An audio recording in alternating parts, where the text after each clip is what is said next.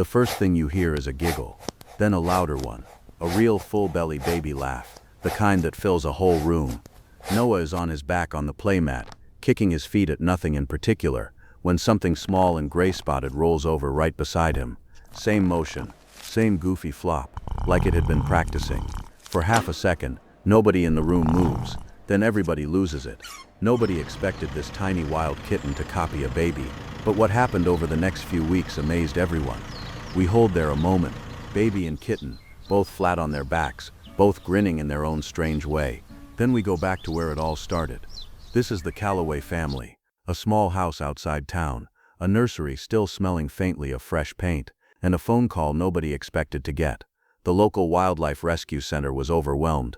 An orphaned Pallas kitten had come in, found alone, too young, too fragile for the main facility. It needed a quiet foster home until it was strong enough for the sanctuary that would become its permanent protected home. Someone patient, someone careful, someone willing to open their house to something wild.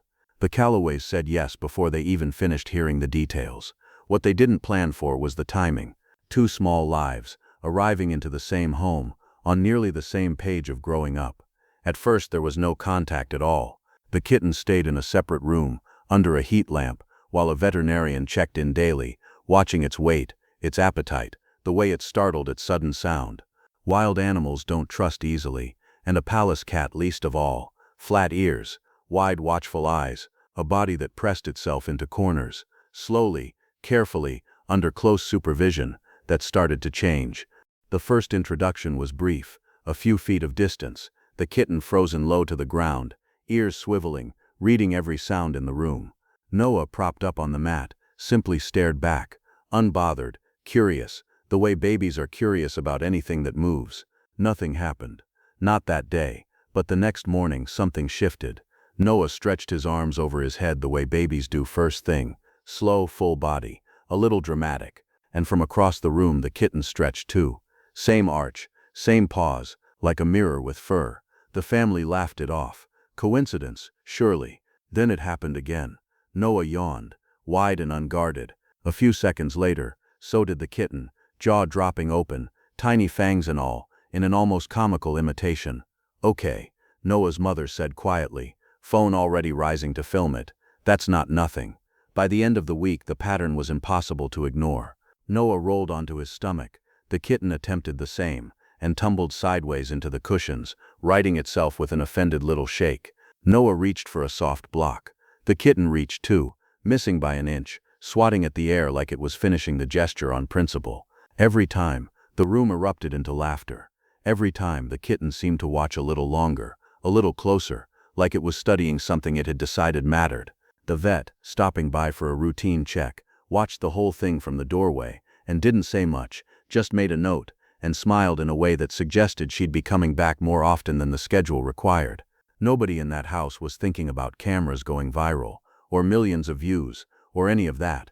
They were just a family, watching something rare happen in their living room, a wild kitten, orphaned and frightened only days before, finding its first sense of safety by watching a baby exist. But what came next wasn't something anyone had taught the kitten. It wasn't a stretch, or a yawn, or a roll across the mat. It was something else entirely, something so specific, so unmistakably on purpose, that the moment it happened, every phone in the room came up at once. It started with a clap. Noah, propped against a cushion, clapped his hands together, clumsy, delighted, the way babies clap at nothing and everything. And from a few feet away, the kitten lifted both front paws and tapped them together in the air. Not quite a clap, close enough that nobody in the room breathed for a second. Then Noah laughed, and the kitten made a sound nobody in the house had heard it make before, a quick high chirp, almost like it was laughing back. That was the moment the phones came up for good. Over the following days it stopped feeling like coincidence, and started feeling like something the family didn't quite have a word for. The kitten began sitting whenever Noah sat, crawling after him across the playmat, a few feet behind, pausing when he paused. During meals it would settle by the leg of the high chair, and simply wait there, watching every spoonful with total concentration, as if studying a process it intended to master eventually. Some moments were just funny. Noah played peekaboo behind a blanket, shrieking with joy each time his face reappeared. The kitten tried to join in, ducking behind the same blanket, except it hit a beat too early, tail still sticking out in plain view the whole time, blowing its own cover before the game even started. Noah shook a rattle, and the kitten watched with such focus that when it finally got hold of one of its own, it pranced off with it like a trophy, tail high, chirping the entire way down the hall.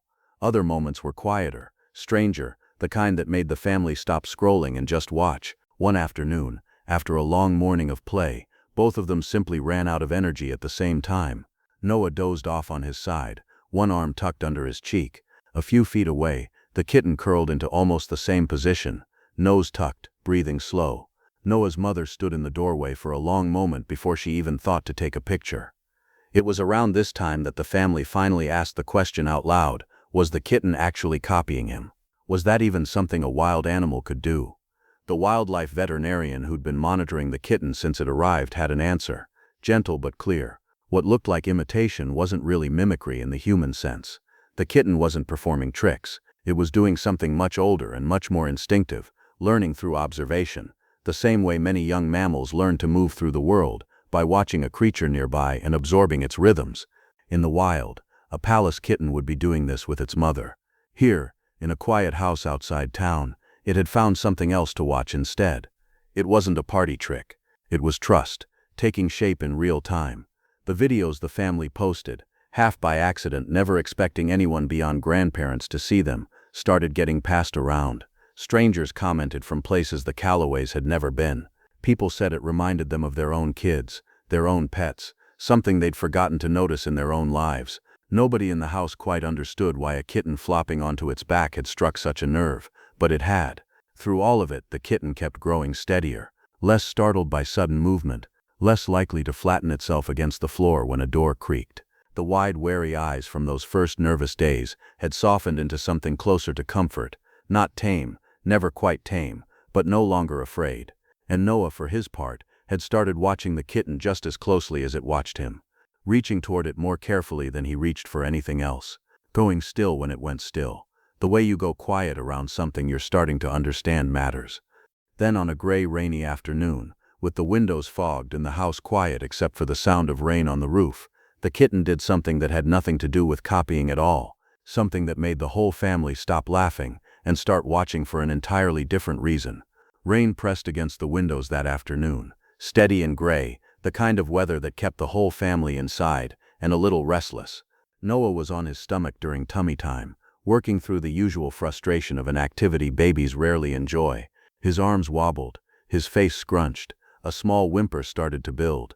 Before his mother even rose from the couch, the kitten moved.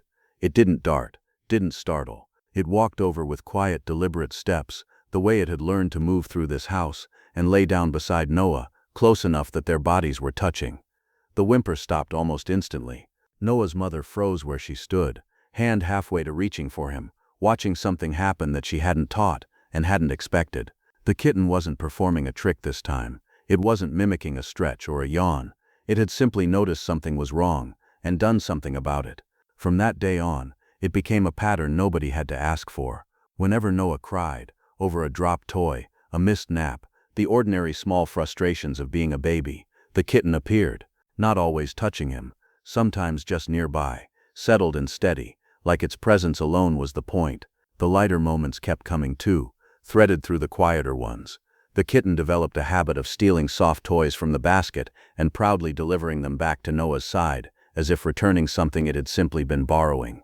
The two of them discovered the hallway mirror together, both staring at their own reflections with the same puzzled fascination, neither quite sure what they were looking at. Noah shrieked with delight every time the kitten pounced on floating soap bubbles, missing more often than not, looking faintly embarrassed each time it did. When Noah tried to stack his wooden blocks, the kitten helped by knocking them down almost as fast as he built them, batting at the tower with one determined paw, utterly unbothered by his protests. His father started joking that the house now had two toddlers instead of one that walked on two legs and one that walked on four, but underneath the laughter something steadier had taken root. The kitten that had once pressed itself into corners, flinching at footsteps, had become something closer to a fixture in the room, alert but unafraid, watchful but at ease. It had chosen in its own quiet animal way to stay close to this small, loud, unpredictable creature it had grown up beside. One evening, after Noah had finally settled into sleep, His mother sat on the floor with the baby monitor humming softly beside her, and watched the kitten curl up just outside the nursery door, not quite in the room, not quite away from it either. She thought about how strange it was that an animal born for solitude, born for wide-open grassland and high rocky places, had decided that this, a hallway, a sleeping baby, a family it hadn't chosen, was worth staying close to. That night, almost without meaning to, she said it out loud to her husband. Sometimes friendship doesn't need words. It only needs trust, curiosity, and someone willing to stay close. He didn't have anything to add to that. He just nodded, watching the kitten's silhouette in the dim hallway light. For weeks that quiet rhythm held baby and kitten, growing alongside each other in small, ordinary, extraordinary ways.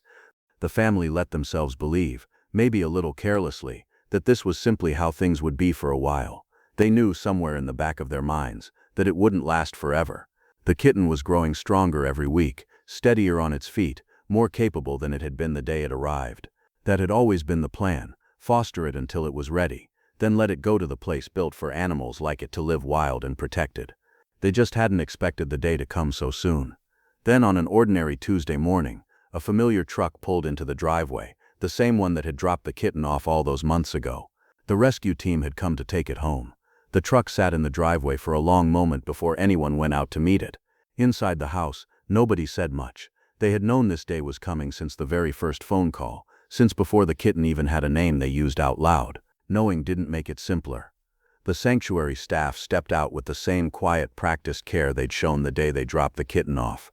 Gentle voices, a soft carrier, a clipboard with notes about weight and health and readiness. The kitten had grown, steadier legs, a fuller coat, eyes that no longer widened at every small sound. It was by every measure that mattered, ready for the wild, protected life it had been born for. The family knew this was the right decision. They had always known it would end this way. That didn't stop Noah's mother from holding her breath as she carried him into the living room one last time. The kitten was already there, sitting near the playmat like it somehow understood something was different about this particular morning. For a moment nobody moved. Then the kitten walked over, the way it had 100 times before, and settled close to Noah on the floor. Noah reached out the way he always reached toward this small creature he had grown up beside. Slow, careful, a tiny hand opening toward fur and whiskers, and the only friend his short life had ever known. The kitten lifted one paw, gentle and deliberate, and touched it against his palm. Nobody in the room was laughing this time. A few people wiped their eyes without quite meaning to. It didn't last more than a few seconds. The rescue team moved with practiced gentleness, easing the kitten into the carrier, speaking low reassurances that were as much for the family as for the animal. And then, just like that, the truck pulled back down the driveway, and the house felt different in a way none of them could quite explain.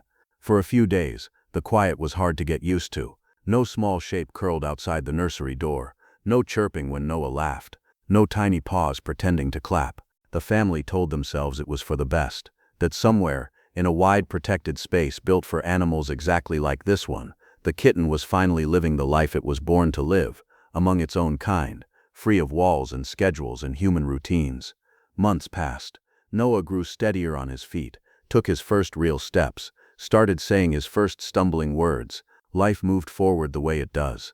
Then came the day the sanctuary invited them to visit. The drive felt longer than it probably was. Noah, now a toddler, pressed his face to the car window the whole way, too young to understand exactly where they were going but sensing somehow that it mattered. They found the enclosure at the edge of the property, wide open space, rocky outcrops, tall grass swaying in the wind. A staff member pointed toward a low ridge in the distance and said quietly, "Just wait, she knows your voices." For a long moment nothing happened. Then from somewhere among the rocks, a shape moved. The Pallas cat that approached the viewing area was nearly unrecognizable from the kitten that had once flopped onto its back beside a laughing baby. Larger now, wilder, coat thick and full, eyes sharp and confident in a way they had never been in that quiet nursery. But there was something familiar in the way it paused at the fence line, ears forward, watching. Noah's mother knelt down beside him, pointing toward the enclosure, and said softly, "Look who it is." The cat held still for a long moment, watching the small boy on the other side of the fence. Then slowly it settled down in the grass, close to the viewing area, the way it used to settle close to him on a playmat a lifetime ago. Noah smiled, not quite remembering, not quite understanding, but somehow knowing this moment mattered anyway. Some friendships only last a season, but the memories they leave can last a lifetime.